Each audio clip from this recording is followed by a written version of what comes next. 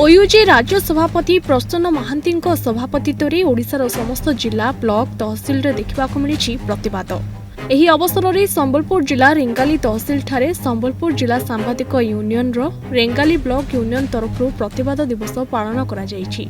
यार मुख्य उद्देश्य सांबादिक मानकु सर्वनिम्न 10,000 टंका पेंशन राशि प्रदान एवं सांबादिक मानक पई सांबादिक सुरक्षा आईन प्रणयन करी दोषी मानक विरुद्ध रे कठोर कार्यानुष्ठान व्यवस्था करबाकू सरकार ध्यान देबाकू वक्तव्य प्रदान करथिले।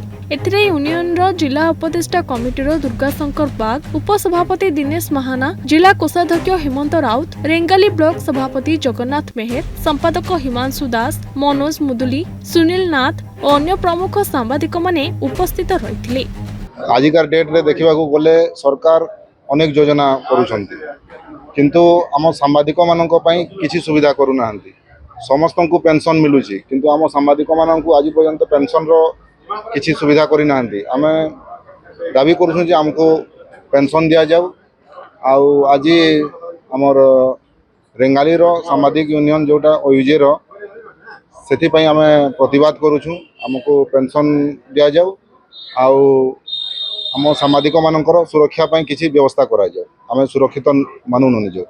अन्य राज्य मन के एटा लागू हलानी, अथच ओडिसा रे कोन पे लागू सेरा सरकार जानिबे सिना। सरकार को सेति पई तो आमे प्रतिवाद करूछु जे एटा लागू करा जाऊ बोली जते शीघ्र हबो लागू करा जाऊ। हमर ओडिसा राज्य सांबादिक संघ ओयूजी और निर्देश क्रमे आज आम ओडिशा प्रत्येक जिला प्रत्येक ब्लॉक यूनिट रे आम प्रतिवाद करुचु।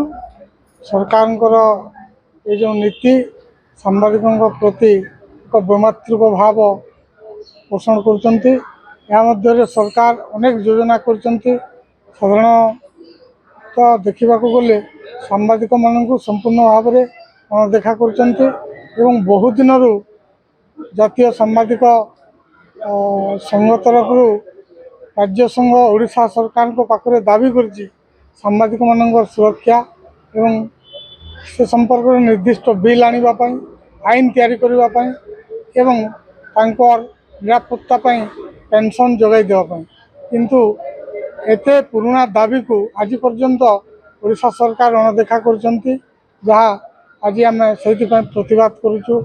रेंगाली हेमंत कुमार राउत को रिपोर्ट, न्यूज़ 8 ओडिया।